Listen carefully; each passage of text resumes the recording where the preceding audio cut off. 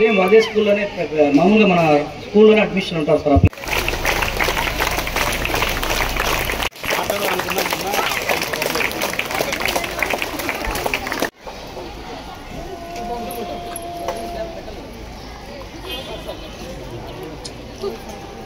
చదువులో ప్రతిభ చూపిస్తేనే వాళ్ళని ఇలాంటి నార్మల్ హై స్కూల్లో చేర్పిస్తాం సార్.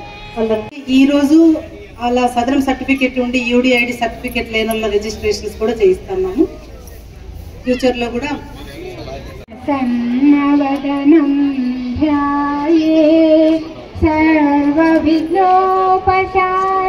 చూడడం, తర్వాత ఇట్లా సెరిబ్రల్ పాలసీ కండరాల్లో పనిచేయ చిల్డ్రన్ని మన నియోజకవర్గంలో ఉండే అన్ని మండలాల ఈరోజు ఇటువంటి క్యాంప్ ఏర్పాటు చేసిన మన ప్రభుత్వం కానీ చొరవ తీసుకొని చాలా మంది పిల్లలు ఈ విధంగా ఇబ్బంది పడుతున్నారు కుటుంబాల్లో. నిజంగా తల్లిదండ్రులకు చాలా ఓపిక ఎక్కువ. ఎందుకంటే ఇటువంటి పిల్లల్ని ఎప్పుడు కంటికి రెప్పలా చూసుకోవాల్సిన బాధ్యత మన పైన ఉంటుంది.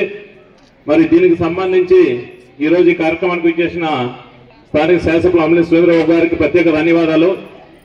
ఇక్కడికి వచ్చిన వెంటనే కేవలం వచ్చాము 4 మాటలు మాట్లాడి వెళ్ళిపోదామని కాకుండా మన శాసనసభ్యులు గారు ఇందాక ఒక మాట చెప్పారు. మన ప్రాంతం చాలా వెనుకబడిన ప్రాంతం, రిమోట్ ఏరియా ఎక్కువ ఉంటుంది. అంటే కన్వీనియన్స్ సరిగా ఉండవు, రోడ్లు సరిగా ఉండవు.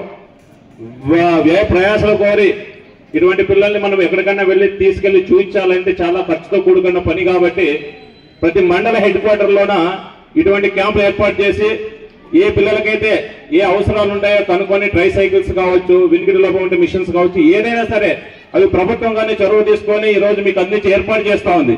నమస్కారం. నిజంగా మనసుతో చూస్తే ఇది గొప్ప కార్యక్రమం, ప్రేమతో చూడాల్సిన కార్యక్రమం, మంచి మనసుతో సహాయం చేయాల్సిన కార్యక్రమం. మనం కావచ్చు, నాయకులు కావచ్చు, అధికారులు కావచ్చు. ఎందుకంటే వాళ్ళ తల్లిదండ్రులు నిజంగా వాళ్ళందరూ కూడా మనస్ఫూర్తిగా అభినందించాల్సిన విషయం. ప్రతిరోజు కూడా వాళ్ళ ఒళ్ళో పెట్టుకొని వాళ్ళ పిల్లల్ని చూసుకుంటూ చాలా ప్రేమతో వాళ్ళకి అన్నం తినలేని పరిస్థితుల్లో కూడా అన్నం తినిపిస్తూ పెంచుతూ పోషిస్తున్న సందర్భంలో ఈరోజు అధికారులు వచ్చి ఈ కార్యక్రమం జరపడం చాలా సంతోషకరం. ఇప్పుడే మన పీడీ గారు చెప్తున్నారు, మిగిలిన ప్రాంతాల్లో ఎక్కడ కూడా ఇంతవరకు ఎమ్మెల్యే గారు ఎక్కడ కూడా ఎమ్మెల్యేలు కానీ ఎంపీలు కానీ అంటే పాల్గొనలేదు. చాలా సంతోషం సార్ అని చెప్తున్నారు. చాలా సంతోషం కాదు, మన ప్రాంతంలో నాకు తెలిసి ఎన్నికల సమయంలో చాలా సందర్భాల్లో వందల మంది డిజేబుల్ పీపుల్ వచ్చి మనకు సపోర్ట్ చేయడం జరిగింది. అంటే వాళ్ళకి ఎంతో ఆతృతతో గడిచిన 5 ఏళ్ళు ఏ ఒక్క అభివృద్ధికి కానీ లేదా వాళ్ళకి కావాల్సిన మెడికల్ సంబంధించిన కిట్లు కానీ అలాగే వాళ్ళకి డిజేబుల్ సంబంధించిన వీల్ చైర్స్ కావచ్చు, చైర్లు కావచ్చు, 0 to 18 కావచ్చు లేదా పైన కావచ్చు, ఏది కూడా వాళ్ళకి అందకపోవడం బాధాకరం. అది ఇంకా పెరుగుతూ పోయింది. మనం దీన్ని ఏదో ఒక కోణంలో దీన్ని అరికట్టాల్సిన బాధ్యత మనందరిపైన ఉంది. కాబట్టి వాళ్ళని ఒకటే నేను రిక్వెస్ట్ చేస్తున్నా, ఖచ్చితంగా ప్రతి మండలంలో కూడా చేయగలిగితే, ఎందుకంటే మన కేంద్ర ప్రభుత్వంలో కావాల్సిన నిధులు దీనికోసం వేచి ఉన్నాయి.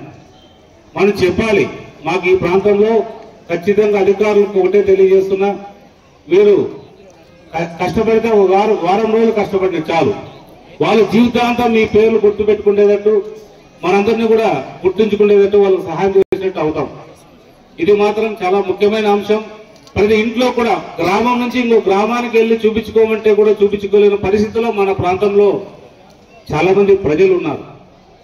వాళ్ళ దగ్గరికి వెళ్ళి చూడగలిగినప్పుడే చాలా మంచి జరుగుతుంది. నేను ఇప్పుడే మా ప్రజావేదికతో చూస్తూ వచ్చాను.